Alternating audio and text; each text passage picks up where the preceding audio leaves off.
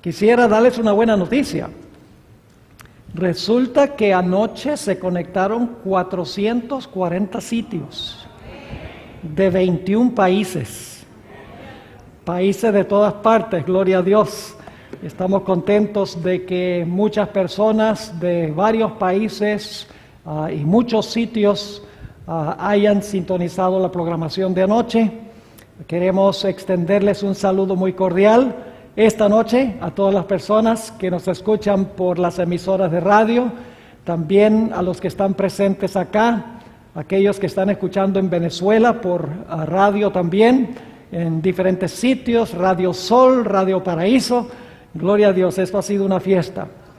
Y quiero decirles algo, cuando yo hablé de la música anoche y hablé sobre el estilo de adoración pentecostal, no estoy siendo crítico de los pentecostales, ellos tienen su estilo de adoración, no concordamos nosotros con ese estilo de adoración. Mi punto clave era que nosotros los adventistas tenemos que adorar de una forma distinta, porque nuestra teología es una teología diferente, es una teología del lugar santísimo.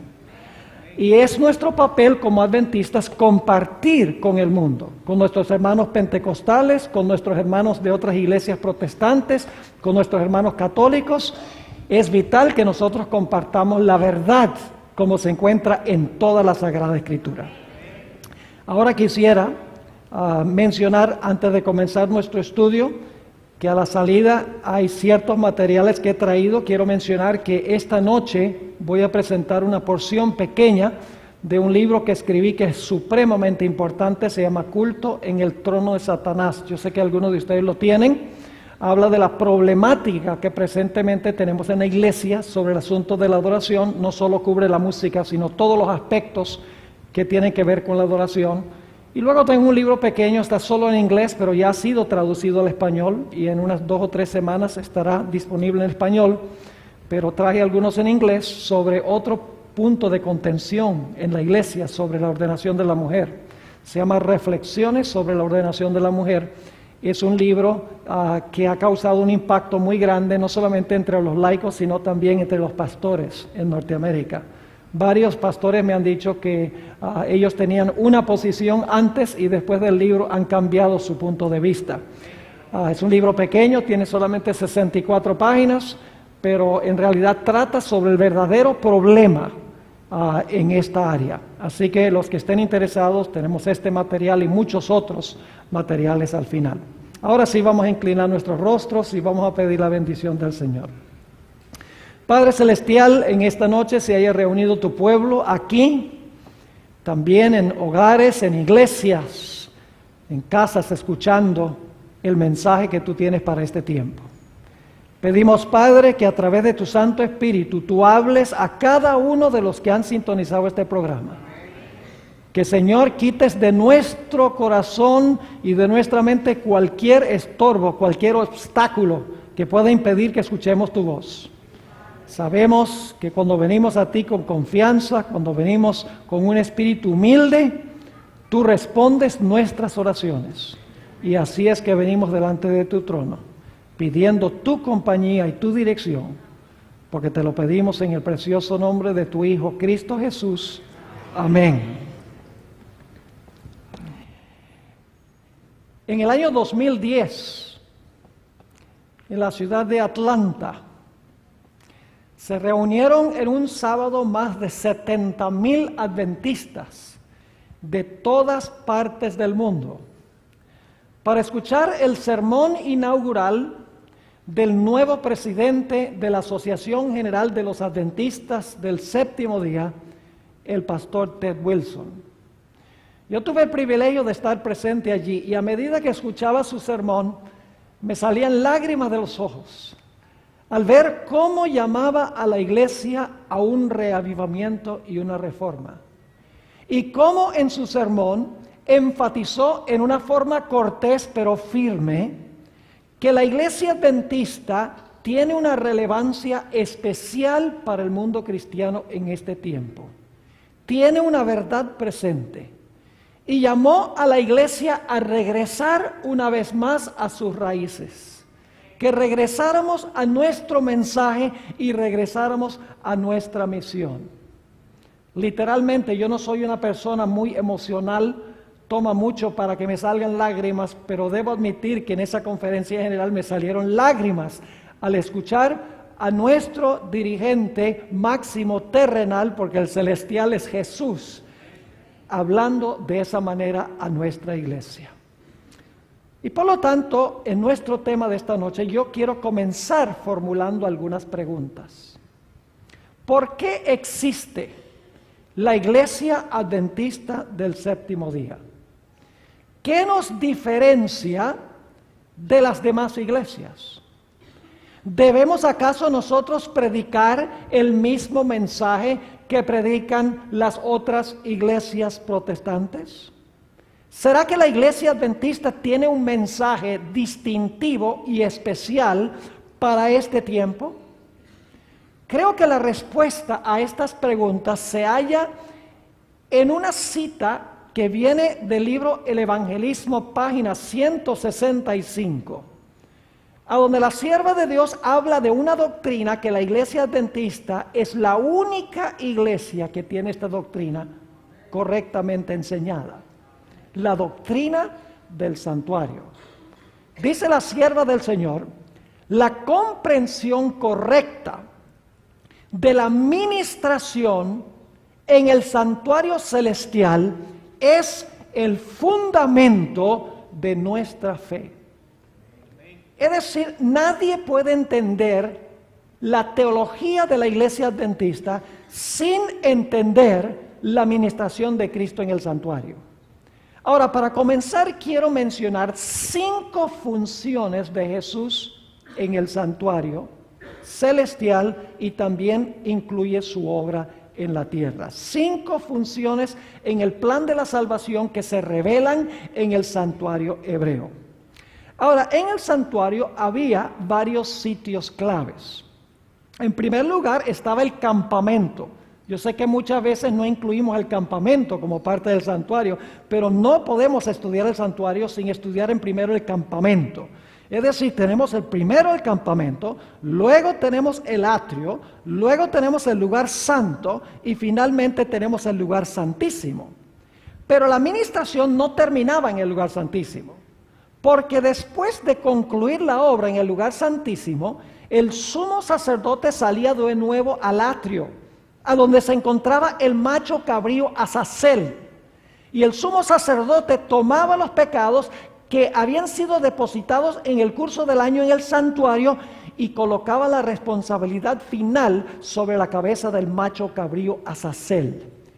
Y para ese tiempo quedaba limpio el santuario y quedaba limpio también el pueblo. Así que podríamos decir 5 pasos en la ministración de Cristo en el santuario: su ministración en el campamento, su ministración en el atrio, su ministración en el lugar santo, su ministración en el lugar santísimo, concluye su obra allí, luego regresa al atrio que representa la tierra y allí coloca los pecados sobre la cabeza del macho cabrío Azazel.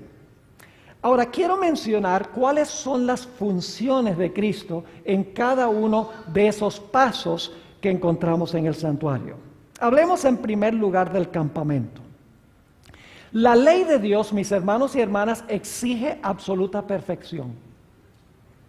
La ley dice, obedéceme perfectamente y vive. Ahora yo pregunto, ¿cuántos de los presentes le pueden ofrecer a la ley lo que la ley exige? ¿Hay alguien aquí en esta noche que le puede ofrecer a la ley la perfección que la ley exige? ¿Alguien quiere levantar la mano? Si alguien hubiera levantado la mano, sería su primer pecado, porque están mintiendo. La Biblia dice, todos han pecado y están destituidos de la gloria de Dios. No hay justo ni aún uno. Es decir, la ley exige absoluta perfección, nadie en el planeta Tierra le puede ofrecer a la ley lo que la ley exige. Ahora escuchen bien, por esa razón el Señor Jesucristo vino a esta tierra para vivir su vida perfecta. Jesús vino a esta tierra para vivir la vida que la ley nos exige a nosotros. El Señor Jesucristo vino a esta tierra para vivir en nuestro lugar. En otras palabras, el Señor Jesucristo vino a tejer un manto perfecto de justicia. Cada acto de obediencia a la ley de Dios por parte de Jesús fue un hilo que Él le agregó al manto perfecto de justicia. Y cuando Cristo dijo, consumado es en la cruz, Jesús le puso el último hilo al manto perfecto de justicia. Jesús había vivido la vida que la ley nos exige a nosotros. Y la había vivido para cada ser humano que jamás haya vivido en la historia del planeta Tierra. Escuchen, hermanos y hermanas. Generalmente cuando estudiamos el santuario comenzamos en el atrio, en el altar. No. Antes de sacrificar el cordero, tenían que certificar que el cordero no tenía defecto. El hecho de que el cordero no tenía defecto es la vida perfecta de Cristo Jesús. Jesús primero tenía que vivir la vida que nosotros debemos vivir en nuestro campamento, en nuestro medio. Es decir, en el campamento tenemos la vida perfecta de Cristo Jesús, en favor de todos los seres humanos. Luego nos movemos al atrio. En el atrio el Señor Jesucristo muere. Ahí está el altar del sacrificio. Ahora fíjese que Jesús no solamente tenía que vivir la vida que la ley exige en nuestro lugar. Alguien tenía también que pagar la carga de pecado que yo tengo. Porque la ley dice, obedéceme perfectamente y vive. Pero si no obedeces perfectamente la ley, tienes que ¿qué? Tienes que morir. Así que no era suficiente que Jesús viniera a vivir la vida que nosotros debemos vivir. El Señor Jesucristo tenía que venir a morir la muerte que nosotros debemos morir por haber quebrantado la ley de Dios. Y Jesús murió por todos los pecados de todos los seres humanos que jamás hayan vivido en la historia del planeta Tierra. Es decir, en el campamento y en el atrio, el Señor Jesucristo vivió la vida que la ley nos exige a nosotros y sufrió la muerte que la ley nos exige por ser pecadores. Jesús vivió por todos los seres humanos y Jesús murió también por todos los seres humanos. Y luego nos movemos a la obra de Cristo en el lugar santo. Ahora yo pregunto, ¿el Señor Jesucristo perdonó los pecados de todos los pecadores en la cruz? ¿Saben que cuando yo pregunto eso, la mayoría de las personas, inclusive en la iglesia adventista, dicen, sí, en la cruz el Señor Jesucristo perdonó los pecados? Escuchen bien, mis hermanos y hermanas. En la cruz el Señor Jesucristo no perdonó los pecados. En la cruz el Señor Jesucristo hizo provisión para perdonar los pecados. La Biblia dice que el perdón es algo individual, no es algo corpóreo. La Biblia nos dice, si confesamos nuestros pecados, Él es fiel y justo para perdonar nuestros pecados y limpiarnos de toda maldad. Es decir, que la obra de Cristo en el lugar santo, ahora como intercesor, es aplicar su vida y aplicar su muerte a aquellas personas que vienen a Él arrepentidos, confesando sus pecados y confiando en la vida y en la muerte de Cristo en su favor.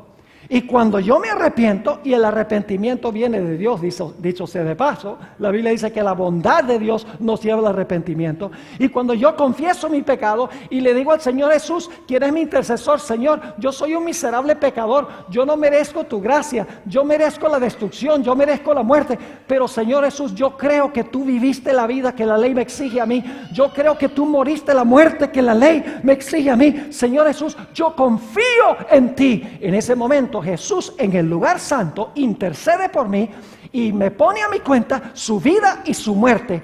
Y Dios me mira como si nunca hubiera pecado. Soy acepto en el amado.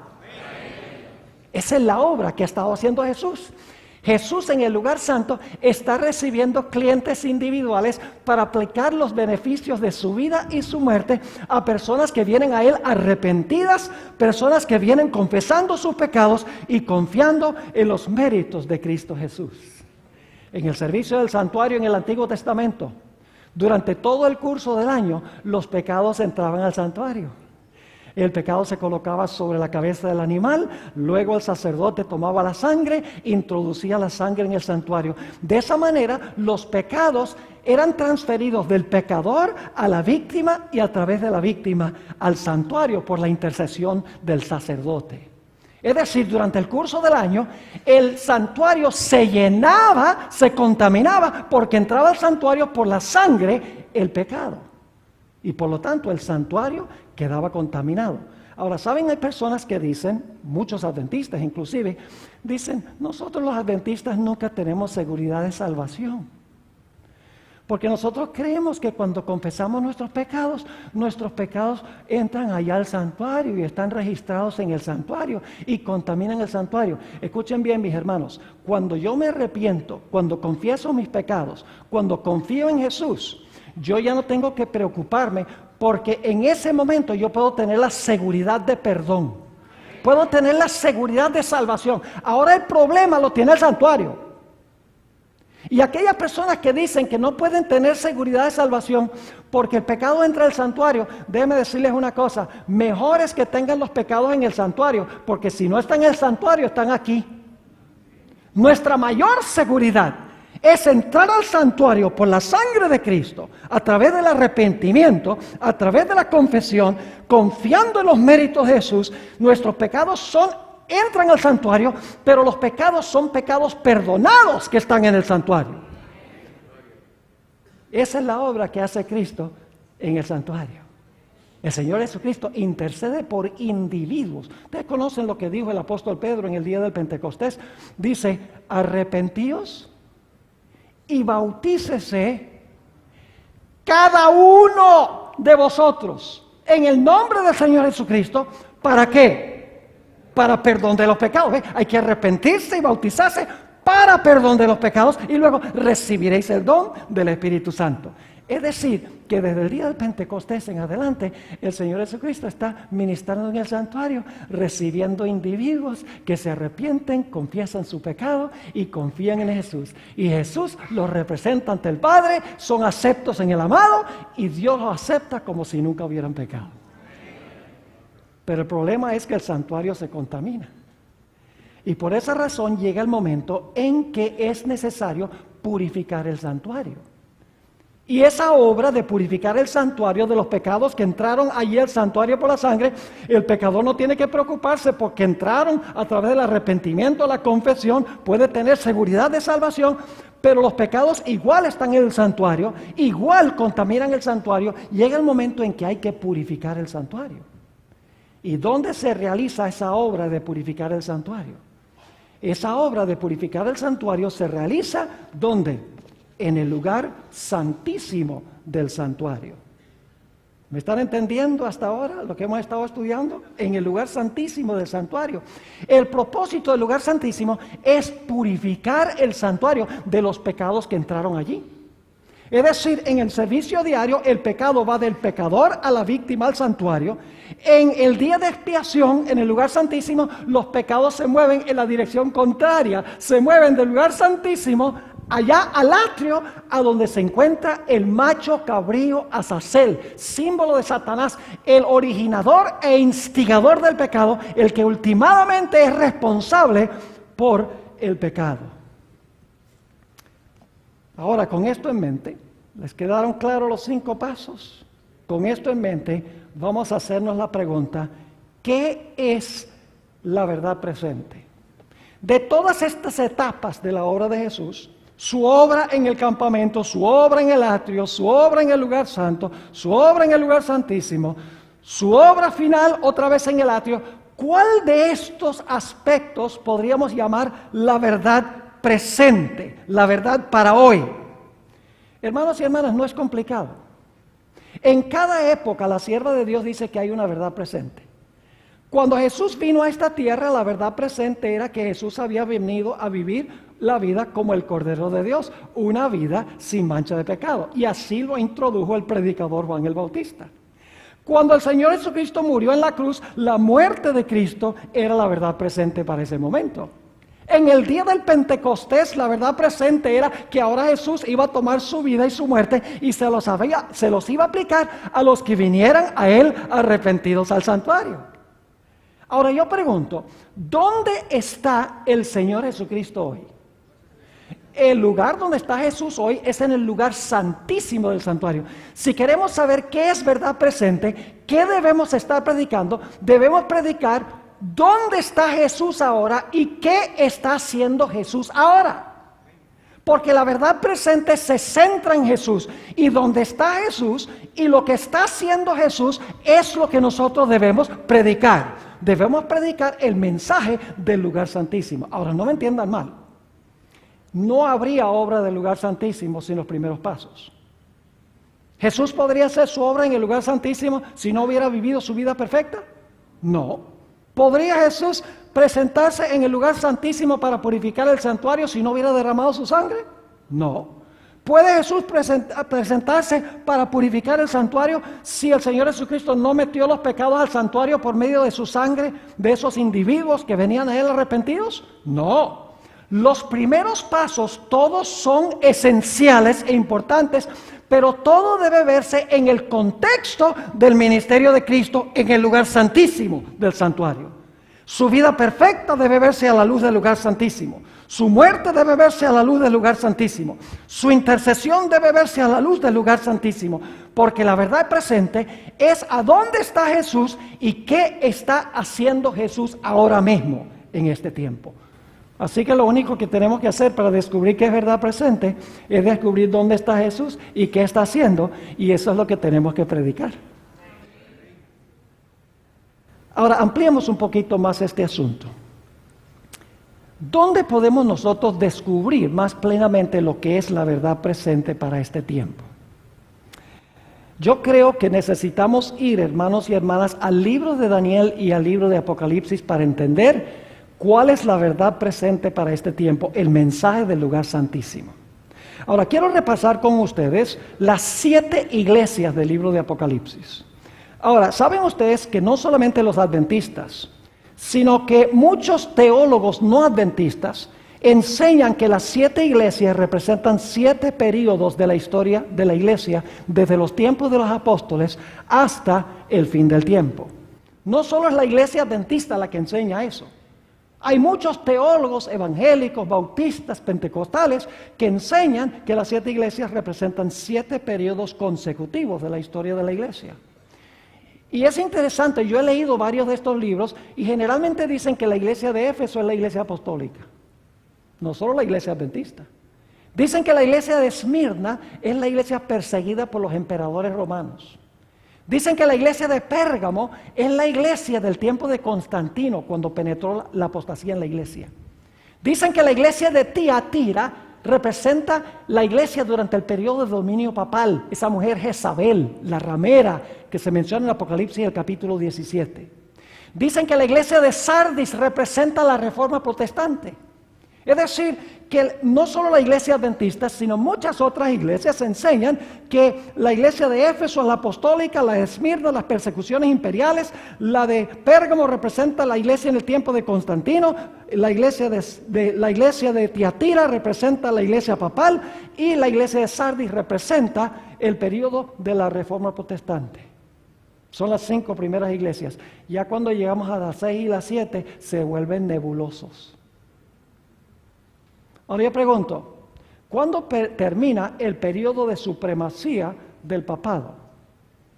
Ustedes deben saber eso. Iba a gobernar tiempos y ¿qué? Y la mitad de un tiempo. Es decir, que la 5ª iglesia nos lleva al año 1798. Ahora, lo que quiero que miremos especialmente es la 6ª iglesia. Recuerden que la 6ª iglesia es después de la iglesia apostólica, el periodo de los emperadores romanos, después del periodo de Constantino, después del periodo de supremacía papal, después de la reforma protestante. Ya nos estamos acercando al final de la historia porque es la iglesia número 6 en la secuencia, es hacia el final de la historia. Ahora, quiero que notemos cuál iglesia es esa. Es la iglesia de Filadelfia. Ahora, ¿saben algo interesante? Vamos a notar en unos momentos que delante de la iglesia de Filadelfia se coloca una puerta abierta. Y usted dice, ¿por qué es esa puerta? ¿Y a dónde conduce esa puerta? ¿Y qué pasa dentro de esa puerta? ¿Saben el nombre de la séptima iglesia? Es Laodicea. ¿Saben lo que significa la palabra Laodicea? Significa juzgando al pueblo, o el pueblo del juicio. Es decir, que la iglesia de Filadelfia es la iglesia que viene inmediatamente antes de comenzar ¿qué? Antes de comenzar el juicio. La última iglesia es la iglesia del juicio. Es decir, que la iglesia de Filadelfia es la iglesia que viene inmediatamente antes de comenzar el juicio. Ahora vayan conmigo a Apocalipsis el capítulo 3 y vamos a leer los versículos 7 y el versículo 8 para ver lo que dice de esta puerta y a dónde conduce esta puerta. Dice allí: escribe al ángel de la iglesia en Filadelfia. Recuerden, la sexta iglesia hacia el final de la historia, después del periodo de la iglesia romana, después del periodo del protestantismo, no solamente según los adventistas, sino según teólogos no adventistas. Dice allí: escribe al ángel de la iglesia en Filadelfia. Esto dice el santo, el verdadero, el que tiene la llave de David, el que abre y ninguno cierra, y cierra y ninguno abre. Yo pregunto, ¿esta llave abre una puerta, sí o no? En la iglesia de Filadelfia, ¿la llave va a abrir una puerta? Sí. ¿Va a cerrar otra? Claro, porque dice abre y nadie la puede cerrar, cierra y nadie la puede abrir. Ahora usted dice, pero ahí no dice una puerta, ahí sencillamente dice que tiene una llave, abre y cierra. Pero note lo que sigue diciendo en el versículo 8. Yo conozco tus obras. He aquí, he puesto delante de ti una ¿qué? Una puerta abierta, la cual nadie puede cerrar. Es decir, abre una puerta y nadie puede cerrar esa puerta. Dice, una puerta abierta, la cual nadie puede cerrar, porque aunque tienes poca fuerza, has guardado mi palabra y no has negado mi nombre. Delante de la sexta iglesia, después del periodo de dominio papal y después de levantarse la reforma protestante, en la iglesia de Filadelfia, hacia el final de la historia, se iba a colocar delante de esa iglesia una puerta abierta. Ahora necesitamos hacernos la pregunta: ¿cuál puerta era? Escuchen bien. El santuario tenía 3 puertas. La primera puerta conducía del campamento al atrio o al patio. La segunda puerta conducía del patio o del atrio al lugar santo. Y la tercera puerta conducía del lugar santo al lugar santísimo. Y claro, la pregunta clave es: ¿cuál de estas puertas es la puerta que se colocó delante de la iglesia de Filadelfia? ¿Será la primera puerta? No puede ser la primera puerta. Y usted dice, ¿por qué no puede ser la primera puerta? Yo pregunto, ¿cuándo es que el Señor Jesucristo entró al atrio para morir en la cruz? ¿Hacia el final de la historia, en la sexta iglesia? No, durante el tiempo ¿qué? Apostólico. Es decir, eso pasó antes de la iglesia de Éfeso. Así que no puede ser la primera puerta, porque la puerta que lleva al atrio la abrió Cristo y Cristo entró para morir en la cruz cuando estuvo aquí en la tierra. Entonces decimos, ¿será la puerta, la segunda puerta, la que conduce del atrio al lugar santo? Yo pregunto, ¿cuándo es que se abrió la puerta donde Cristo entró al lugar santo para comenzar su obra intercesora? En el día del Pentecostés, Jesús comenzó a interceder en el lugar santo del santuario. ¿Puede entonces la puerta que se coloca delante de la sexta iglesia, puede ser esa segunda puerta? No puede ser la segunda puerta, porque la puerta en Filadelfia se abre al final de la historia, en el tiempo de la sexta iglesia, mientras que la otra puerta, la segunda puerta, se abrió cuando Cristo ascendió al cielo. ¿Me están entendiendo? Entonces yo pregunto, ¿cuántas puertas quedan? Quedan una sola. ¿Y cuál es esa puerta? La puerta que lleva del lugar santo al lugar ¿qué? Santísimo. Ahora escuchen bien. El libro de Apocalipsis identifica el momento cuando se abre esa puerta. Vayan conmigo a Apocalipsis el capítulo 11 y el versículo 19. Apocalipsis el capítulo 11 y el versículo 19. Aquí se habla del momento cuando se abre esta puerta. Y escuchen bien. No tengo tiempo de mostrarles el contexto de ese versículo, pero ustedes lo pueden estudiar. Este versículo de Apocalipsis 11:19 se halla en el contexto de la sexta trompeta. Ustedes saben que nosotros los adventistas tradicionalmente, y yo creo que correctamente, hemos creído que las iglesias, los sellos y las trompetas corren juntas. Son tres diferentes perspectivas de la historia desde los tiempos apostólicos hasta el fin del tiempo. Las iglesias empiezan en los tiempos apostólicos, terminan en el tiempo del fin. Los sellos comienzan en los tiempos apostólicos y terminan en el tiempo del fin. Las trompetas comienzan en los tiempos apostólicos y terminan en el tiempo del fin. Tres diferentes formas de trazar la historia eclesiástica desde tres diferentes perspectivas. Y es interesante que Apocalipsis 11:19 está en el contexto de la sexta trompeta. Fíjense, sexta iglesia y este versículo sexta trompeta. Ahora fíjense lo que dice Apocalipsis 11:19. El templo de Dios fue abierto. ¿Qué indica eso? Fue abierto. Pues antes que estaba cerrado, claro que sí. Dice, el templo de Dios fue abierto en el cielo.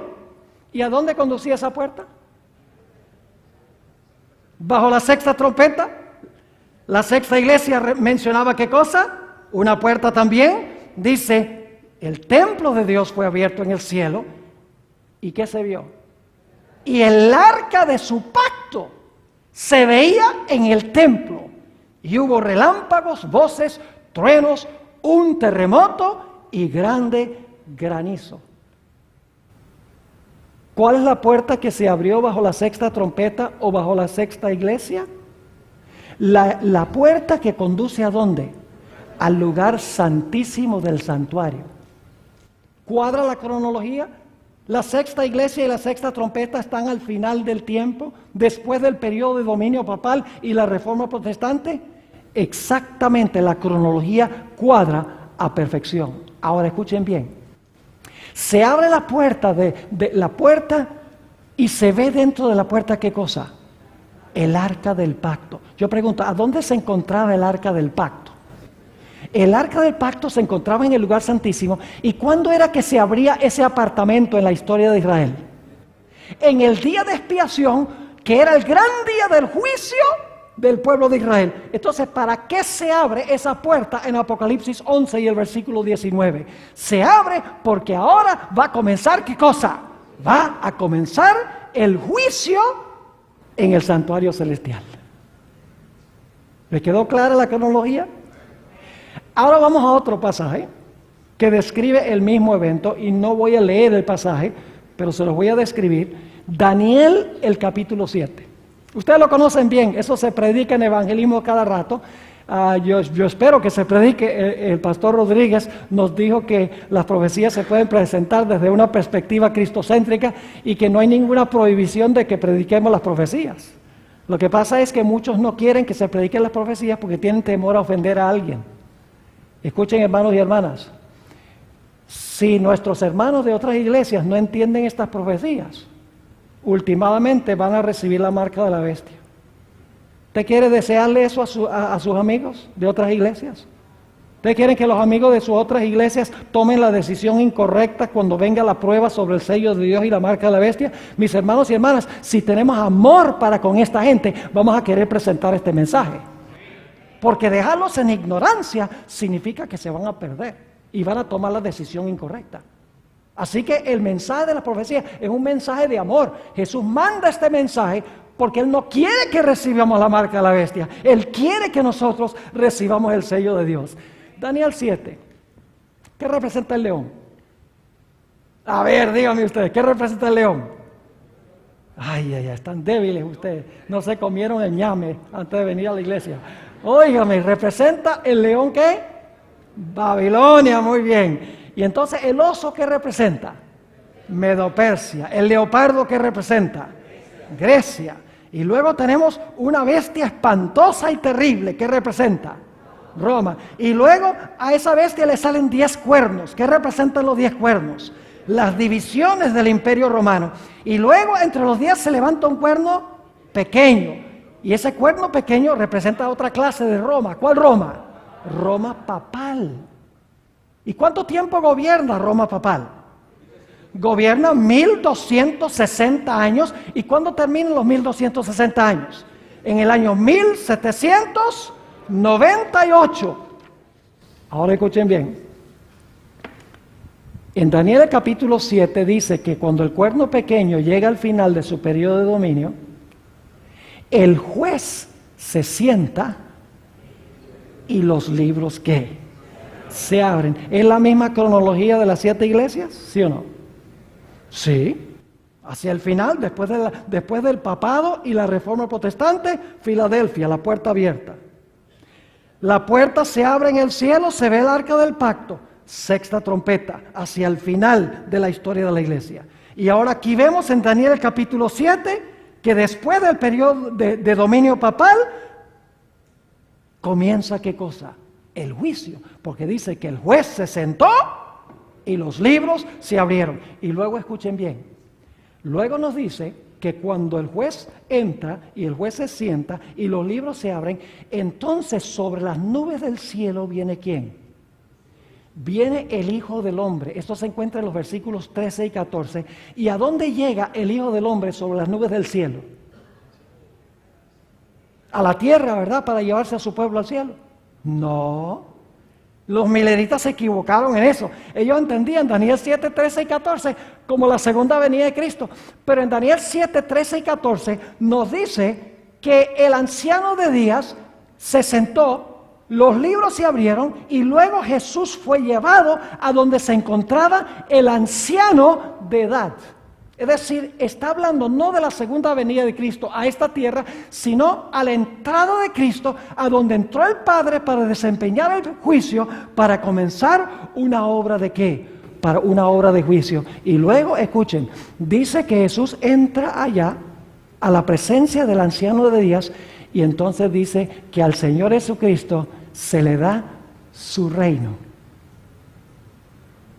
¿Para qué entra Jesús al lugar santísimo? Entra al lugar santísimo para recibir ¿qué cosa? Para recibir su reino. Ahora, ¿qué significa eso que Jesús va a entrar al lugar santísimo para recibir su reino? ¿Cómo es eso? ¿Ustedes creen que Jesús entra al lugar santísimo para recuperar el territorio de su reino? ¿Su reino se compone de territorio? No, escuchen bien. El reino de Jesús se compone de los súbditos que pertenecen a su reino. ¿Y qué es lo que hace el juicio? No se distraigan. ¿Qué es lo que hace el juicio? El juicio es lo que hace es distinguir entre ¿qué? Entre quién es un verdadero seguidor de Jesús y quién no. Y cuando termina el juicio, yo pregunto, ¿ya se ha revelado quiénes son parte del reino de Cristo Jesús cuando termina el juicio? Claro que sí. El propósito de Jesús es entrar a tomar su reino, pero el hecho de tomar el reino no significa que va a tomar un montón de territorio o el planeta, significa que Jesús va a revelar quiénes son los verdaderos súbditos de su reino. Va a distinguir, en otras palabras, a los que son de los que no son. Y algunos dicen, pero pastor, ¿para qué Dios necesita un juicio? ¿Cuántos de ustedes creen que Dios sabe todas las cosas? Bueno, por lo menos hay unos 10. No sean flojos. ¿Cuántos de ustedes creen, mis hermanos y hermanas, les pregunto, que Dios sabe todas las cosas? Dios sabe todo, ¿verdad que sí? ¿Para qué un juicio? Escuchen bien, mis hermanos y hermanas. El propósito del juicio no es para informar a Dios. El propósito del juicio es revelarle al universo quiénes fueron seguidores genuinos de Cristo y quiénes fueron hipócritas.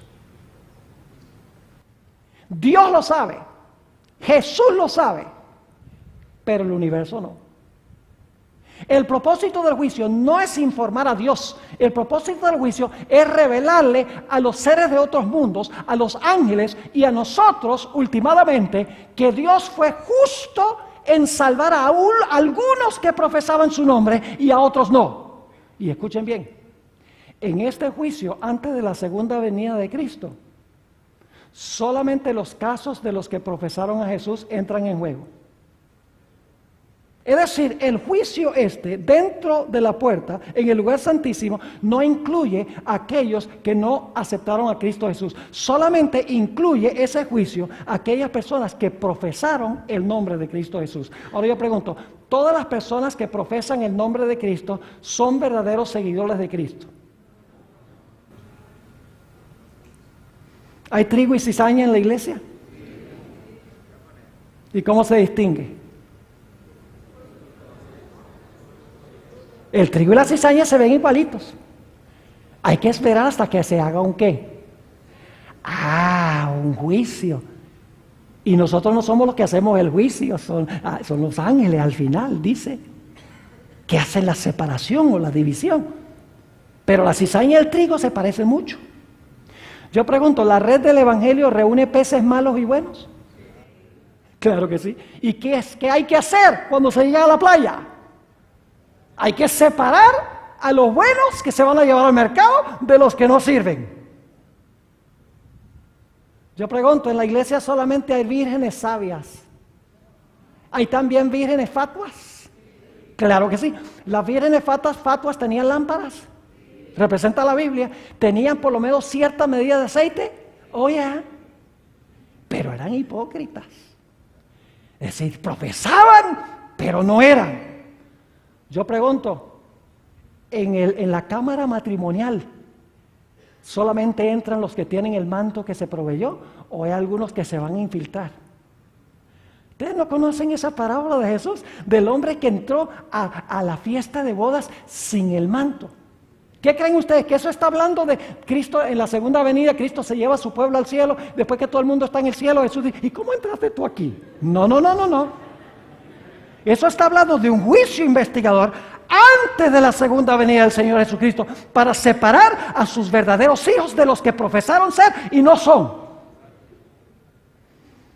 Nos dicen los evangelios que muchos van a decir Señor, Señor. No echamos demonios en tu nombre, no profetizamos en tu nombre, no hicimos milagros en tu nombre. Y Jesús va a decir, claro, como ustedes saltaron y hablaron en lenguas, hicieron milagros y sanaron gente y echaron demonios y dieron profecía, vénganse conmigo, ustedes son míos. No, Jesús dice, nunca os conocí, apartaos de mí, obradores de maldad. Yo pregunto, ¿esa gente profesaba ser seguidora de Jesús? Claro, porque le dice Señor, Señor. ¿Y cómo se nota la diferencia entre uno y el otro? Yo pregunto, ¿en la iglesia hay lobos vestidos de ovejas? Ustedes conocen todos estos versículos a los cuales me estoy refiriendo. Yo pregunto, ¿hay inclusive ministros que se disfrazan como ministros de justicia? El apóstol Pablo lo dice. Yo pregunto, ¿hay cristianos que tienen la apariencia de piedad, pero no tienen el poder de la piedad? Claro que sí. Entonces, en el juicio, mis hermanos y hermanas, el Señor Jesucristo sabe quiénes son suyos y quiénes no son suyos, pero Él quiere revelarle al universo quiénes fueron de corazón verdaderamente seguidores del Señor Jesucristo, para revelarle a todos los seres del universo que Él fue justo y misericordioso en salvar a los que pertenecen a su reino. ¿Entiende lo que significa el hecho de que Jesús entra al lugar santísimo para adquirir su reino? Entra allá a adquirir su reino haciendo una obra de juicio para establecer quiénes son sus seguidores. Cuando el juicio termina, ya el Señor Jesucristo ha completado su reino. Ahora escuchen lo que voy a decir. Es posible que en el juicio se revoque el perdón. Yo sé que en el servicio diario los pecados entraban al santuario, ¿verdad? La persona venía arrepentida, supuestamente, confesando su pecado sobre la cabeza del animal. El sacerdote no preguntaba, ¿eres sincero o no eres sincero? No, aceptaba lo que decía el pecador. Y a través de la sangre metía el pecado dentro del santuario. Yo pregunto, ¿habría alguna posibilidad de que en el juicio se revocara ese perdón? Sí, Señor. Ya. Y usted dice, ¿dónde enseña la Biblia eso? ¿Ustedes recuerdan la parábola del Señor Jesucristo de los dos deudores? ¡Wow! Yo tengo un sermón completo sobre esa parábola. Esta noche no la podemos estudiar. Pero ustedes recuerdan que había un hombre que tenía una deuda enorme que no podía pagar. Es más, le hubiera tomado como 10,000 años pagar esa deuda. Y los eruditos dicen que él había desfalcado el dinero del amo, del Señor. Y el Señor lo llamó a cuenta, le dijo, ven y rinde cuentas. Ese es el juicio. El rendir cuentas es el momento del juicio. Y dice la Biblia, el Señor Jesucristo dice que ese individuo le dijo, mira, por favor ten paciencia conmigo que yo te lo pago. No podía pagarlo. Y por lo tanto, como clamó por misericordia, su Señor le perdonó toda la deuda. ¡Wow! ¿Recibió perdón, sí o no? La parábola dice que recibió perdón. Claro que sí. Yo pregunto, ¿en realidad conocía él la misericordia de su Señor? ¿Había comprendido la misericordia? ¿En realidad amaba a su Señor? No. ¿Saben qué lo entristeció? Las consecuencias de lo que había hecho. Eran lágrimas de cocodrilo. Es decir, no estaba arrepentido, nada. Y sin embargo, porque clamó, se le perdonó. Pero cuando se le llama a rendir cuentas, algo sucede. Se le perdona, sale y ¿qué hace? Se encuentra a un individuo que le debe 100 denarios, una miseria. Bueno, no una miseria porque era equivalente de 100 días de trabajo, pero era una deuda pagable. Y le dice, págame lo que me debes. Y este individuo también clama por misericordia, dice, por favor, dame tiempo que yo te lo pongo. ¿Qué tiempo ni qué pan caliente? Y lo agarró por el cuello y lo sacudió y le dijo, págame lo que me debes. Pues el informe fue al Señor que lo había perdonado grande. Y cuando el Señor lo escuchó, lo llamó y le dijo, ven acá. Yo no te perdoné una deuda bien grande. Por amor a mí, por haberte perdonado una deuda tan grande, ¿por qué en tus obras tú no demostraste que estás dispuesto de compartir ese perdón con otros?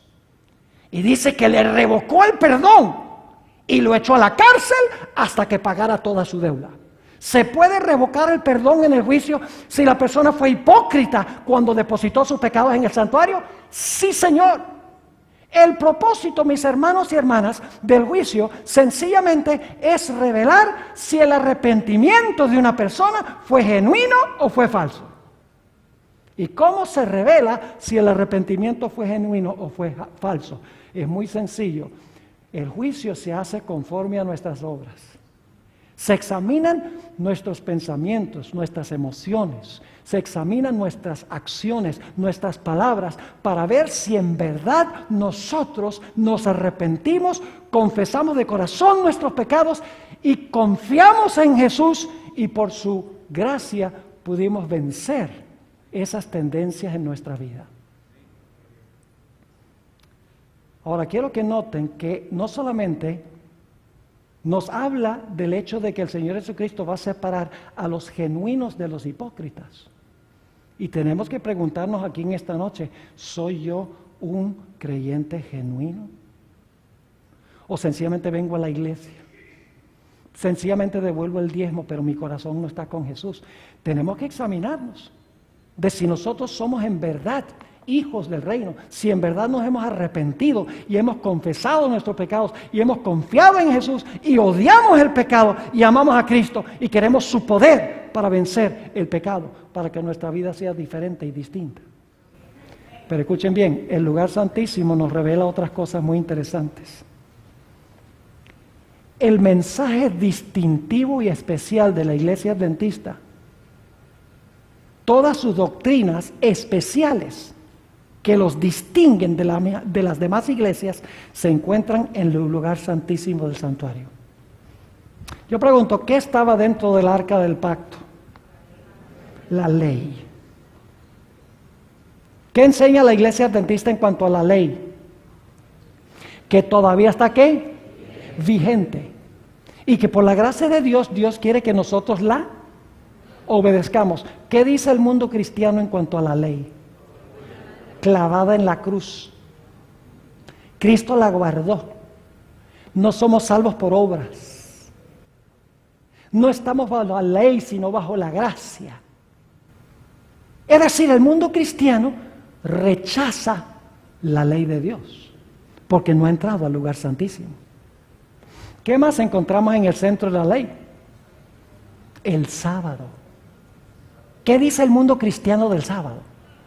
Dice, no, era para los judíos. Los cristianos no tienen que guardarlo, nosotros guardamos el domingo en honor a la resurrección. Yo pregunto, ¿es esa una de las doctrinas distintivas de la iglesia adventista, la ley y el sábado en el lugar santísimo? ¿Por qué el mundo cristiano no lo ve? Porque ellos están en el atrio y en el lugar santo y no han entrado al lugar santísimo. Porque cuando entran al lugar santísimo, ven que Jesús ahora va a separar a los genuinos de los hipócritas. Y que la ley de Dios todavía está vigente. Y que el sábado todavía es el día de reposo del Señor. Pero hay otras cosas que se revelan. También se revela el hecho de que el sábado es una prueba para el pueblo de Dios para ver si van a andar en la ley de Dios. ¿Saben qué más había en el lugar santísimo? Un pote de maná. Y si ustedes van a Éxodo 16, Dios dice, yo voy a probar a Israel para ver si van a andar en mi ley. Y luego les da la prueba del maná para ver si van a guardar el sábado y andar en su ley. Es decir, el sábado era una prueba de la lealtad de ellos a la ley. Yo pregunto, ¿el sábado será una prueba de lealtad del pueblo de Dios a la ley de Dios en el tiempo del fin?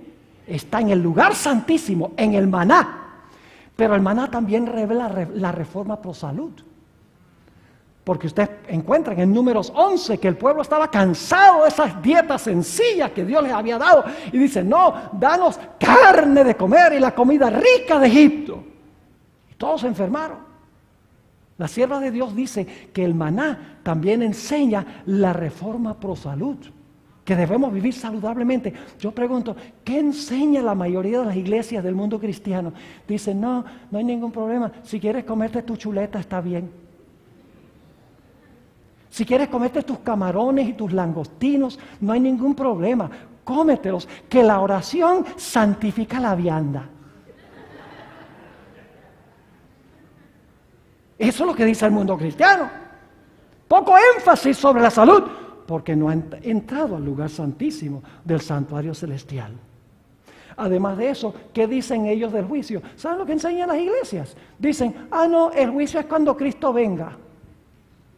Eso no es lo que la Biblia enseña. La Biblia no enseña que el juicio se va a realizar cuando el Señor Jesucristo venga. La Biblia enseña que el juicio comienza antes de la segunda venida, mientras todavía está abierta la puerta de la gracia. Y ustedes dicen, ¿dónde dice la Biblia eso? La Biblia lo dice en Apocalipsis 14, versículos 6 y 7. Dice, vi otro ángel descender del cielo, teniendo el evangelio eterno para predicarlo a los que moran en la tierra, a toda nación, tribu, lengua y pueblo, diciendo en alta voz, temed a Dios y dadle gloria, porque la hora de su juicio llegará. Muchas gracias. Dice, la hora de su juicio ha llegado. Yo pregunto, ¿el juicio, la hora del juicio llega mientras se está predicando el evangelio? Claro que sí. Porque el ángel está predicando el evangelio y dice, la hora de su juicio ha llegado. Es decir, el juicio comienza mientras se está predicando el evangelio. Antes de la segunda venida, lo cual significa que el juicio tiene que realizarse ¿dónde? En el santuario celestial. ¿Saben que el santuario, el lugar santísimo, también enseña la doctrina del estado de los muertos? ¿Ustedes recuerdan la vara de Aarón que floreció? Era una vara, un vástago muerto. Pero por un milagro de Dios brotó la vida.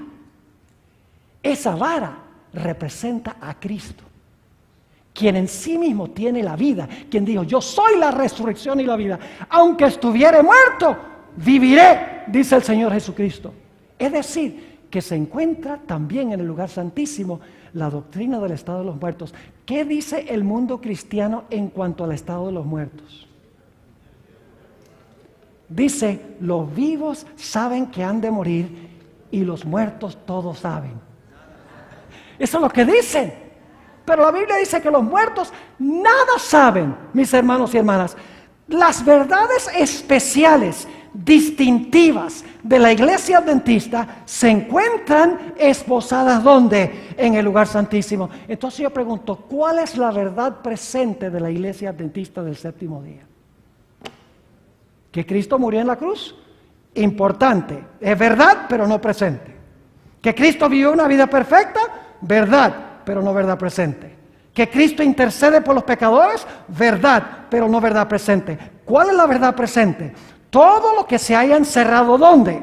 Todo lo que se haya encerrado en el lugar santísimo del santuario celestial. La ley, el sábado, el estado de los muertos, la idea del juicio, la reforma por salud, todo lo que nos distingue de las demás iglesias como adventistas del séptimo día.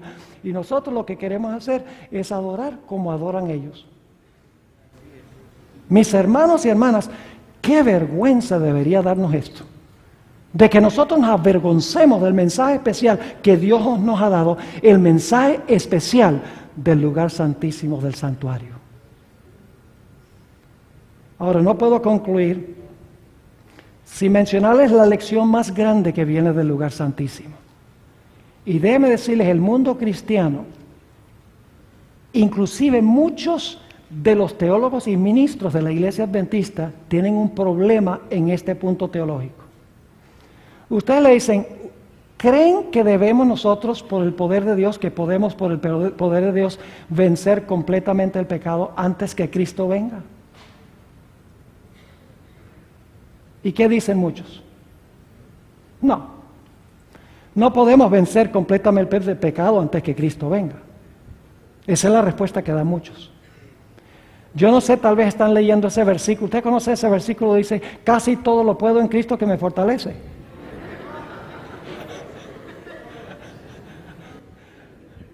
No, me equivoqué. Dice, todo lo puedo menos vencer el pecado en Cristo que me fortalece.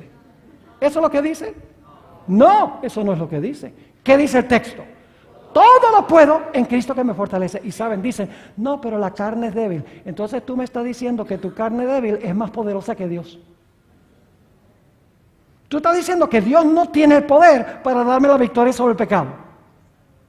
Porque tu carne es tan poderosa, tu carne es tan fuerte que tú no puedes vencer el pecado. Ni siquiera Dios te puede dar el poder para vencer el pecado en la vida. Mis hermanos y hermanas, déjenme leerles una cita muy interesante. Saben que el santuario se va a cerrar. El servicio del lugar santísimo se va a cerrar, mis hermanos y hermanas. Y cuando se cierre el servicio del santuario, el Señor Jesucristo se va a cambiar sus vestiduras sacerdotales a sus vestiduras reales. Y luego va a venir el tiempo de angustia, cual no se ha visto jamás en la historia del planeta Tierra. Durante ese tiempo, y a algunos no les gusta esto, durante ese tiempo tendremos que vivir sin intercesor, porque Jesús se ha quitado sus vestiduras sacerdotales. Y yo tuve un compañero que una vez me dijo, ¿y cómo sabe usted que Jesús se va a cambiar las vestiduras? ¿Dónde dice la Biblia que Jesús se va a cambiar las vestiduras?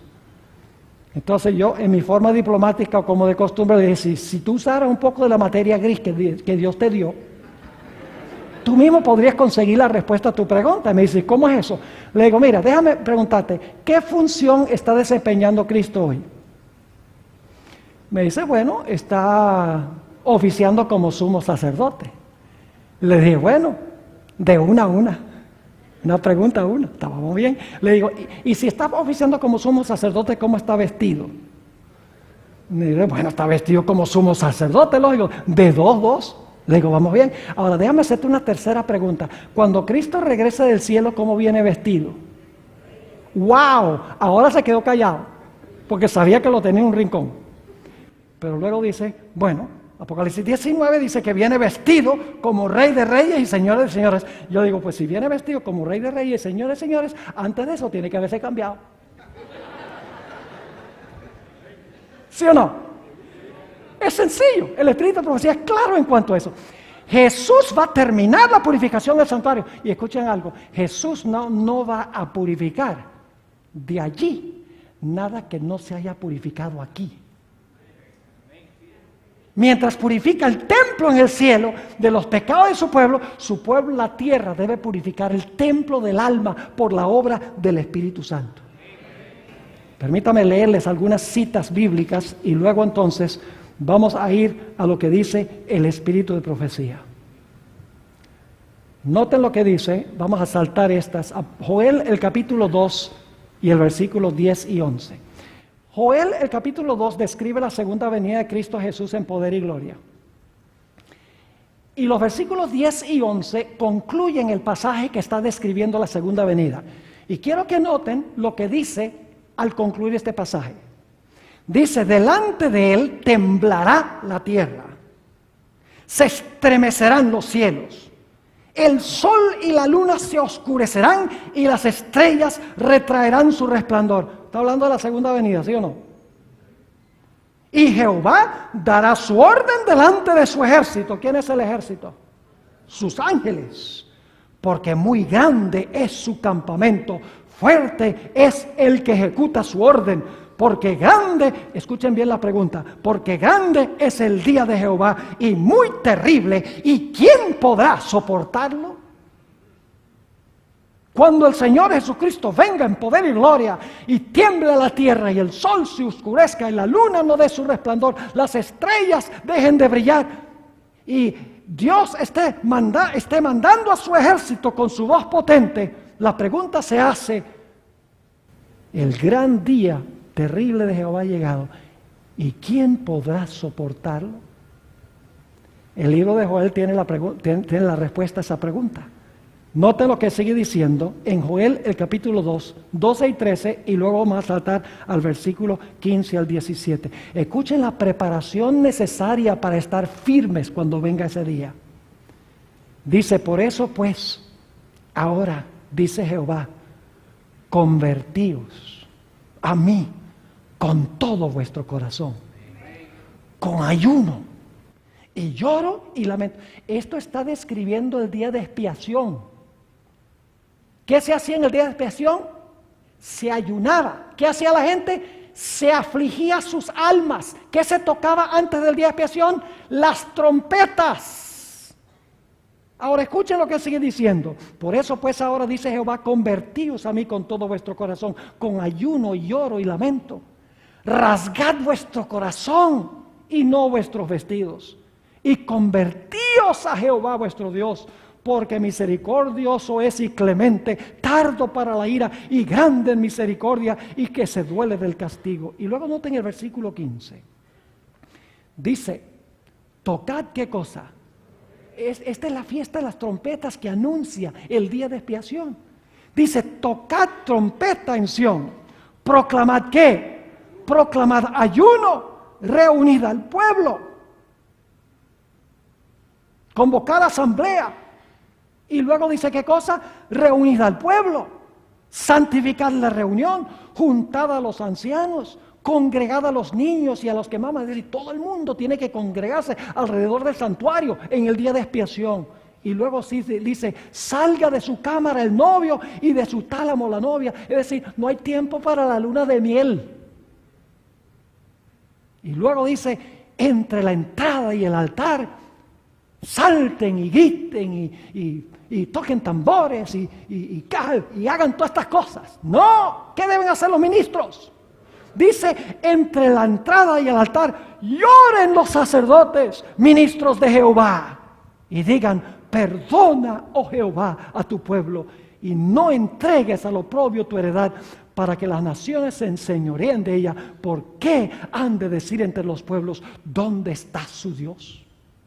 En el tiempo de angustia, eso es lo que van a decir las naciones. Van a decir: ¿dónde está el Dios de ustedes ahora? Yo pregunto entonces, ¿quién podrá estar firmes, mis hermanos y hermanas, cuando venga aquel gran día?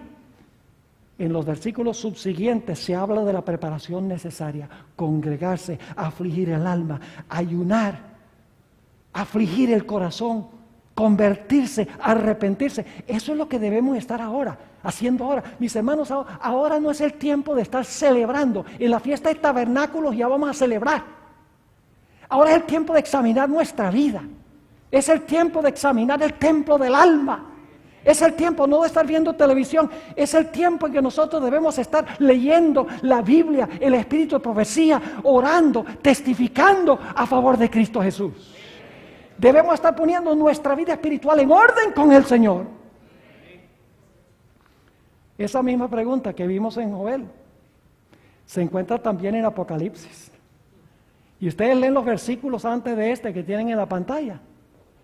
Habla de señales en el sol, la luna, y va a haber un gran terremoto, lo mismo que leímos en Joel. Y el pasaje termina preguntando: porque el gran día de su ira ha llegado, ¿y quién podrá estar firme? En el siguiente capítulo se habla de los 144,000. En el capítulo 14 de Apocalipsis se amplía el carácter de los 144,000. Dice, no se contaminaron con mujeres. Es decir, no tuvieron relaciones ilícitas con iglesias apóstatas. Dice, son vírgenes. En otras palabras, sigan al Cordero por donde el Cordero va. Son sin mácula delante del trono de Dios. Cantan el cántico de Moisés, siervo de Dios, y el cántico del Cordero, con arpas, no con batería. Porque en el cielo se usan arpas, se usan instrumentos no de percusión, sino que se usan instrumentos de cuerdas. Se usan en el cielo, mis hermanos y hermanas. Es decir, los que podrán estar firmes son los 144,000, son los que van a estar vivos cuando el Señor Jesucristo venga y van a decir, he aquí, este es nuestro Dios, le hemos esperado y Él nos salvará. Mis hermanos y hermanas, ahora voy a leer una cita solemne del Espíritu de Profecía. Viene del Conflicto de los Siglos, páginas 680 y 681. Escuchen, solemne esta cita. Ahora, mientras que nuestro gran sumo sacerdote está haciendo propiciación por nosotros, debemos tratar de llegar a la perfección en Cristo. Ahora escuchen bien, va a hablar primero de Jesús. Nuestro Salvador no pudo ser inducido a ceder a la tentación ni siquiera en pensamiento. ¿Oyeron eso? Nuestro Salvador no pudo ser inducido a ceder a la tentación ni siquiera en pensamiento. Y luego habla de nosotros. Satanás encuentra en los corazones humanos algún asidero en que hacerse firme. Es tal vez algún deseo pecaminoso que se acaricia, por medio del cual la tentación se fortalece. Pero Cristo declaró al hablar de sí mismo, viene el príncipe de este mundo, mas no tiene nada en mí. Satanás no pudo encontrar nada en el Hijo de Dios que le permitiese ganar la victoria.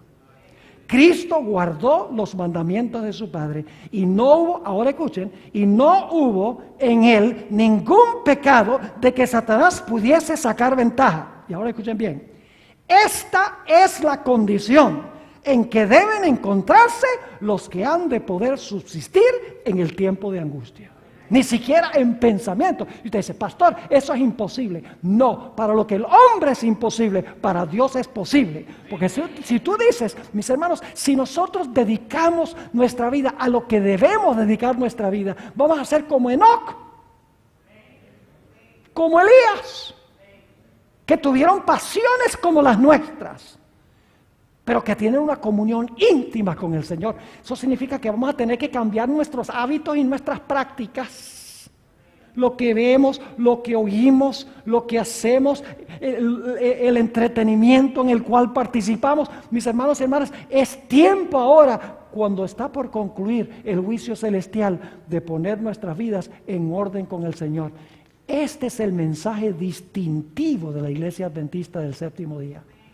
La mayoría de los cristianos dicen, no, somos pecadores, al fin y al cabo, pues vamos a seguir pecando hasta que Cristo venga, y cuando Él venga, Él lo arregla todo. Entonces, ¿por qué no se lo arregla a todo el mundo? Mis hermanos y hermanas, para subsistir durante el tiempo de angustia vamos a necesitar una fe inquebrantable. ¿Qué es la verdad presente? Primeros Escritos, página 63. Dejemos que los pioneros nos digan qué es. Dice la sierva del Señor, escuchen con cuidado, si hay pastores aquí. Son muchas las preciosas verdades que contiene la palabra de Dios. Vuelvo a repetir. Son muchas las preciosas verdades que contiene la palabra de Dios, pero es la verdad presente lo que el rebaño necesita ahora. He visto el peligro que existe de que los mensajeros se desvíen de los puntos importantes de la verdad presente para espaciarse en temas que no tienden a unir al rebaño ni santificar el alma. ¡Wow! En esto, es decir, predicar cosas que no tienen que ver con los puntos principales de la verdad presente, en esto Satanás aprovechará toda ventaja posible para perjudicar la causa. Pero los temas, ahora va a definir la verdad presente, pero los temas como el ¿qué? el santuario, ¿en relación con qué? Ahí está el juicio, los 2300 días, ¿qué más? Los mandamientos de Dios y la fe de Jesús, que es el mensaje del tercer ángel, son perfectamente adecuados para explicar al movimiento adventista pasado y cuál es nuestra posición actual, establecer la fe de los que dudan y dar certidumbre al glorioso futuro. He visto con frecuencia que estos eran los temas principales en los cuales deben espaciarse los mensajeros. Y si no se está haciendo, estamos desobedeciendo a la voz profética que Dios nos ha dado. ¿Se dieron cuenta que todo lo que dice está relacionado con el lugar santísimo del santuario en esta lista? Mis hermanos y hermanas, el Espíritu de Profecía nos dice que los que entiendan y vivan estos mensajes, los mensajes de los tres ángeles, que es el mensaje de Dios que viene del lugar santísimo, van a ser preservados en medio de la tribulación. Los mensajes serán un ancla para el pueblo de Dios. En Primeros Escritos, página 256, la sierva del Señor dice: estos mensajes me fueron representados como un ancla para el pueblo de Dios. Quienes los comprendan y reciban quedarán libres de verse arrastrados por los muchos engaños de Satanás. ¿Cuán importantes son los mensajes de los tres ángeles? Son un ancla, y si no estamos anclados, Satanás nos va a arrastrar. Así que tenemos que estudiar estas cosas, mis hermanos y hermanas. Dice la sierva de Dios en la página 258 del mismo libro, Primeros Escritos: me fueron mostrados 3 escalones, los mensajes del primer ángel, del segundo y del tercero. Dijo mi ángel acompañante: ay de aquel que mueva un bloque o clavija de estos mensajes. La verdadera comprensión de estos mensajes es de importancia vital. El destino de las almas depende de la manera en que son recibidos. Mis hermanos y hermanas, lo que nos distingue como iglesia son los mensajes de los tres ángeles, que son paralelos al mensaje del lugar santísimo del santuario. Y hay de nosotros si nosotros nos extraviamos de este mensaje especial que Dios le ha dado a la iglesia para predicar muchas otras cosas que no son verdad presente. Dejaríamos de ser el pueblo distintivo de Dios. Seríamos evangélicos del séptimo día, o luteranos del séptimo día, o presbiterianos del séptimo día. Ya no seríamos adventistas del séptimo día. Mis hermanos y hermanas, yo apelo a los que estamos aquí, al igual que los que están viendo por televisión, escuchando por radio, viendo por el internet. Mis hermanos y hermanas, volvamos a nuestras raíces.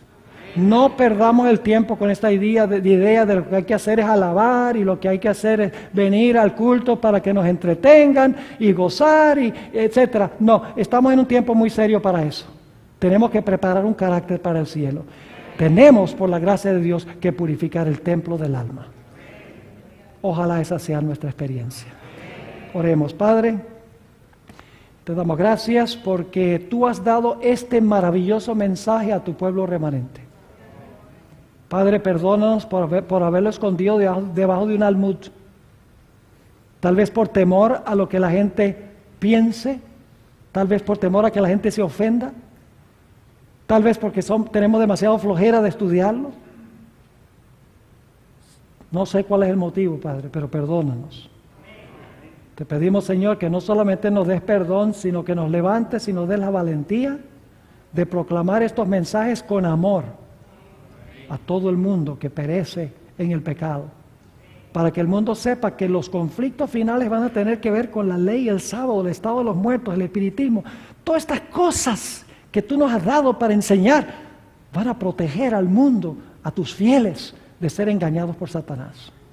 Te ruego, Señor, que nos bendigas al retirarnos de este local. También que tú bendigas al pastor Gates mañana, el viernes y el sábado. Que sea una gran bendición, una conclusión con broche de oro para esta semana. Te lo pedimos en el nombre precioso de tu Hijo, Cristo Jesús. Amén. Amén.